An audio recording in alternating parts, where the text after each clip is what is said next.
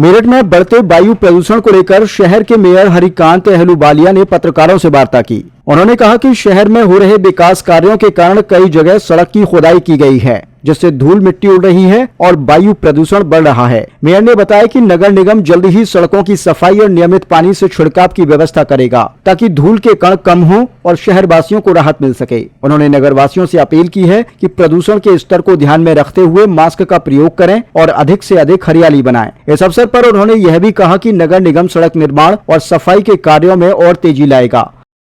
Traffic को लेकर जिस तरह की दुविधाएं और बाधाएं हैं शहर में, उसके लिए नगर निगम से क्या प्रयास किए जा रहे हैं। खास करके जो पार्किंग है वो जगह जगह रहें, और जो चल रही हैं वो कितनी पार्किंग ऐसी हैं जो लीगल चल रही हैं, इलीगल भी बहुत सारी पार्किंग है, उसके लिए क्या प्रयास किए जाए। देखिए, सबसे पहले मैं ये बताऊंगा, इसमें इस समय ये बिल्कुल सत्यता है, इस मेरठ महानगर में जाम की समस्या बहुत ज़्यादा है। चाहे वे हमारे व्यापारियों भाइयों के द्वारा उन्होंने दुकानें आगे कर रखी हो, या कहीं पे अवैध पार्किंग है, या पार्किंग बिना योजना के किसी ने भी वहाँ पर पार्किंग बना दी है, वहाँ पे वाहन खड़े होते हैं। ये सब ज़रूर ये जाम की जो समस्या बनी रहती है उसके ये मुख्य कारण है।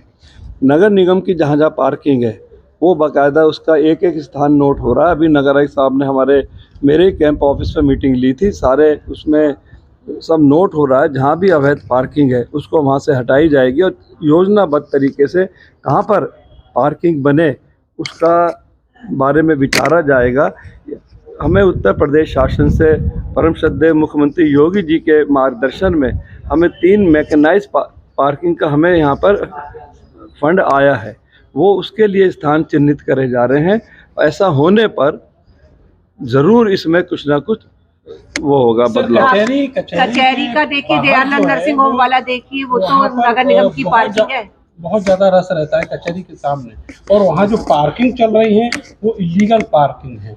आखिर ये सब कैसे संभव है। सड़क मतलब आप ये देखिए, अगर 30 फुट की सड़क है तो 15 फुट की सड़क रह गई है नगर निगम के ठेका। देखिए, वहाँ पे मैं ज़रूर बताना चाहूँगा, वो सब्जेक्ट भी आया था। उसमें क्या है, जो हमारे अधिवक्ता भाई हैं उनसे बार एसोसिएशन में मैंने अपील भी करी हुई है, बहुत जल्दी उनके साथ मीटिंग होगी। और उन्होंने भी कहा है कि इस पार्किंग को एकदम से अगर ये हट गई तो हमारे वाहन कहाँ खड़े होंगे। और थोड़ा हमने इसके लिए प्रयास भी बहुत करा है। बीच में हमारी मेरठ कॉलेज में बात हो रही थी कि निगम यहाँ पर मल्टी लेवल पार्किंग बनाए, जगह की बात भी करी थी।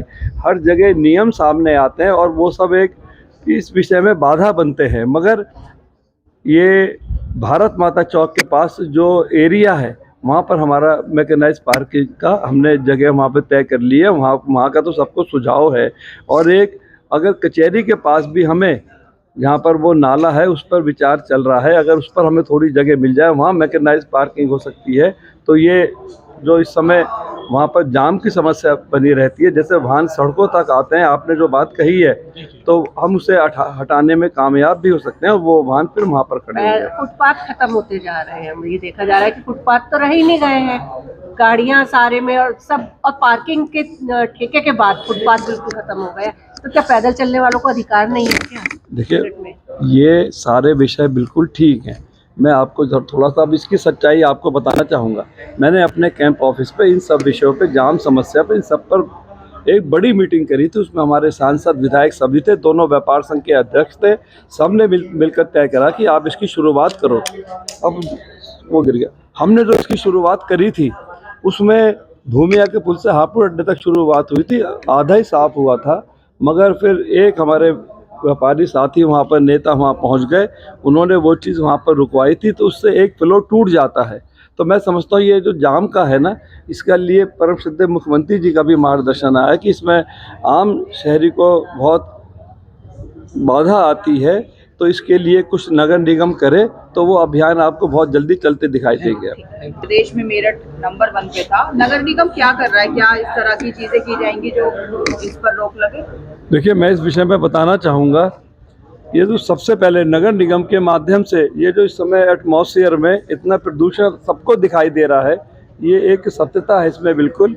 तो सबसे पहले जो इस मेरठ महानगर में निर्माण कार्य चल रहे हैं, अभी हमारी पिछले हफ्ते इसकी मीटिंग हुई थी, तो उसमें जो साइड में डस्ट पड़ी होती है तो 2 बार वहाँ पर टैंकरों का इस्तेमाल किया जाएगा, उन पर छिड़काव किया जाएगा ताकि वो हवा में ना उड़े।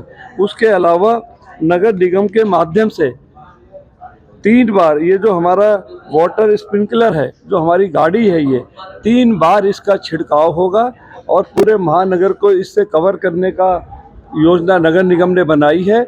और इसके अलावा जो हमारे सुपरवाइज़र हैं उनसे भी इस विषय में कहा गया है कहीं भी डस्ट वो इकट्ठी ना होने दें। अगर डस्ट जहाँ इकट्ठी होती है तो एयर में पॉल्यूशन बढ़ता है और उससे ये काफ़ी प्रदूषण बढ़ता है। एक हमारी कूड़ा पड़ा कूड़ा हुआ है, जलाया और जा जला रहा भी है। रहे हैं लोग, क्या कोई जुर्माना हुआ देखिए, यहाँ इस तरह की मैं प्रॉब्लम ज़रूर रही है, ये एक सत्यता है, मैं इसे कभी डिनाई नहीं कर सकता।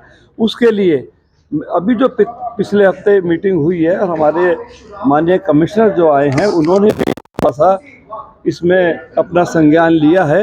मुझे बहुत अच्छा इसलिए होता है कि इसके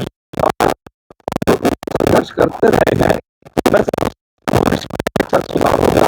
एक हमारे एंटी स्मोकर गन जो है वो भी वैन में, उसका भी 3 बार ये आप बराबर छिड़काव होता आपको दिखाई देगा। तो मैं समझता हूँ इससे एक बड़ा प्रभाव पड़ेगा। जुर्माने का है, कुछ लोग कूड़ा जला रहे हैं।